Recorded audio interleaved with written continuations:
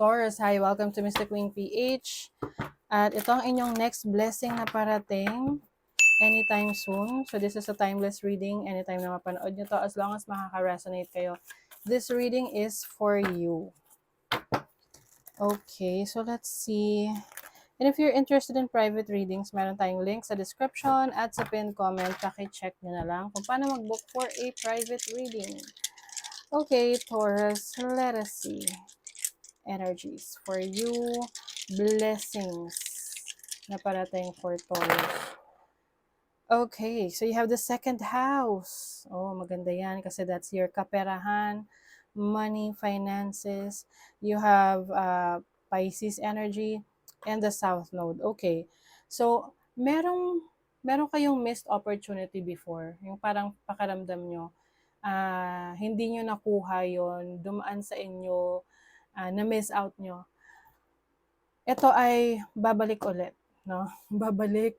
May babalik. Let's say for example, merong job opening, no? Tapos yung job opening na yon, too late mo na nakita. Oo, tapos na pala, naisip mo, ay sayang, no? Or nung time na yon, hindi mo kayang makapag-apply, it's either kulang ka sa resources, kulang ka sa gamit, or feeling mo hindi ka pa ready. Pero ngayon, bumabalik ito sa'yo. And this is something that will add value into your life. Yung iba sa inyo, maaring meron kayong gustong bilhing lupa, bahay, or sasakyan, or anything valuable na hindi natuloy, no, for some reasons. And now, it's going to happen again, no? May chance ka na ulit to redeem yourself or to get this opportunity. Okay? And then, you have protection. You are protected by your ancestors, yung mga mahal mo sa buhay, no? Lalo na yung mga namayapa na.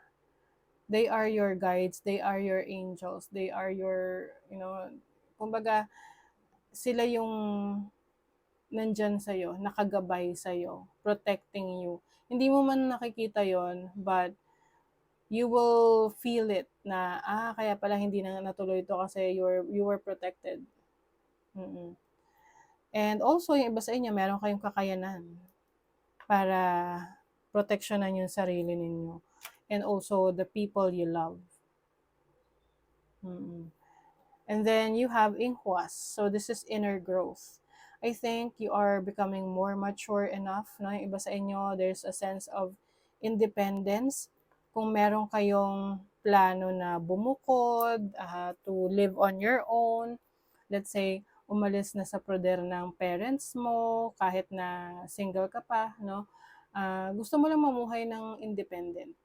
Maaring ito ay mangyayari na. That's going to be one of your blessings.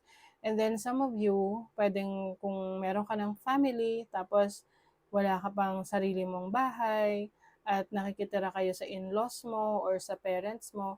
So, ang blessing na parating sa inyo is you will have your own place. Magkakaroon ka ng sarili mong bahay, property, that will, give you more independence, freedom, na magawa yung gusto mo. Kasi mahirap rin kasi nakikitira sa iba, di ba? And you have Ansus. So this is wisdom. Being more mature enough na harapin yung mga responsibilities mo, yung challenges na dumarating sa'yo. So kumbaga, pinatatag ka na ng panahon. Marami ka ng realization sa buhay, marami ka ng mga natutunan sa mga experiences mo.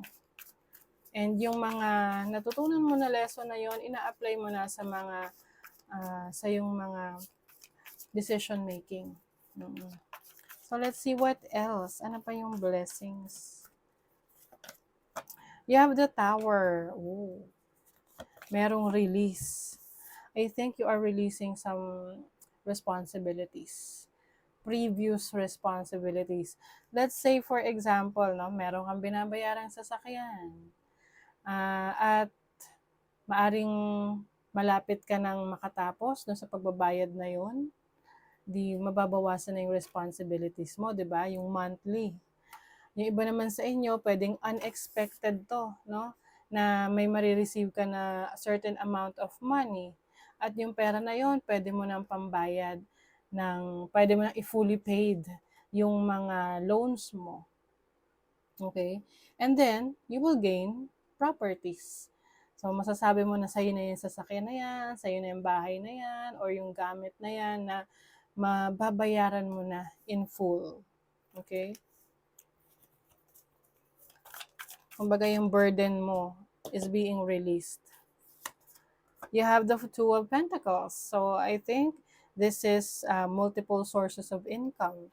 Oo, I think, kaya rin siguro may mga nape-pay off ka na ng mga debts or mga loans is because mas dumadami yung sources of income mo.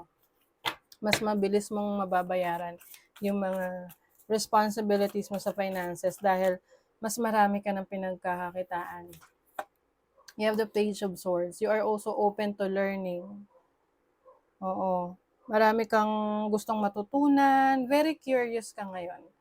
Oo, marami kang gustong idagdag pa na knowledge na alam mo sa sarili mo na mag-o-open to ng bagong opportunities. Wow, the Sun. See, the Sun is about energy, life. I think mas malakas yung pangangatawan mo ngayon na ma-accomplish, magawa yung mga goals mo, to be in alignment of your plans. And this is happiness as well, no? You have the Five of Pentacles, the Hanged Man. Ako, I think when it comes to handling your finances, marami ka nang natutunan, lalo na kung naging challenging yung financial situation mo in the past. The Hanged Man kasi is about a new perspective sa buhay mo. And yung mga naging struggles mo, especially in your career, or even in any area of your life, marami ka nang natutunan doon. Merong rebirth, no? It's a brand new you. You have, kumbaga parang yung mga sacrifices mo ay nagbunga na. O, di ba? With the Nine of Cups. This is happiness. This is wish fulfillment. So, maaring meron kang wish na matutupad as your blessing. Itong wish na to, related ito sa properties or talent, skill set mo. Yung mga material possessions. Good cheer. Meron kang kaibigan or someone in your life na very supportive of what you do. And ayan, mas lalo kang magiging totoo sa sarili mo. Yung pagiging authentic mo will lead you to your destiny. Kasi totoo ka eh. Alam mo na yun yung gusto mong i-pursue. Hindi lang dahil sa nakita mo na yun yung in, yun yung sikat, yun yung trending. So, kumbaga, you are choosing your unique abilities. At dahil doon, mag-lead ka sa yung destiny. Oh, wisdom. Yes. Marami ka na talagang alam, Taurus. You are a very wise person. At yung wisdom mo na yan yung magsisilbing gabay sa'yo to make better choices or good choices.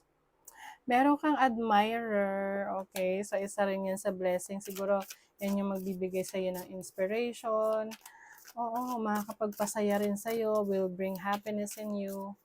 This can be anyone, no? Pwedeng romantic admirers, pwede namang sa friendship.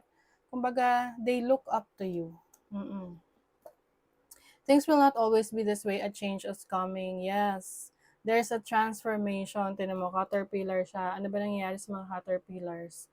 Nagiging butterfly sila. So, you are about to transform into something bigger, something more powerful, something better, something beautiful. Uy, money, money, see. A path with money is waiting for you to find it. O, hinihintay ka lang daw nito na matuklasan mo yan. So, I think that's part of you na nagiging interesado sa maraming bagay kasi gusto mong matuklasan rin kung ito ba ay magli-lead sa'yo sa success, no?